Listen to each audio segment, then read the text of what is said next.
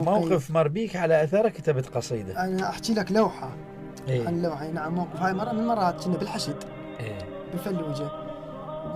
بوقت كان خراب ودمار بكل مكان. تعرف الفلوجة جميلة، جميلة بناسها أيضا، جميلة بحدائقها ببيوتها بكذا. فطبينا قبل التحرير وورا التحرير. إيه؟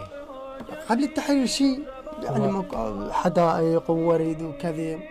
فورا التحرير طبينا ايش لقينا؟ يعني فد شيء غريب، بس ريحة البارود. إيه؟ الورد محترق، الطيور ميتة، يعني فد شيء غريب. إيه؟ جدا منظر جدا. مؤلم. اي والله مؤلم. بس إيه؟ ريحة البارود. فظل الامر ببالي الى ان مشهد ظل اي والله ظل عايش خيالك. ببالي. إيه؟ الى ان بديت اكتب، فكتبت قلت كل شيء يموت، كل شيء يموت صار وشح حمام الدوح. إيه؟ كل شي مو صار وشح حمام الدوح، وما ظل راسق بنص المدن مطروح.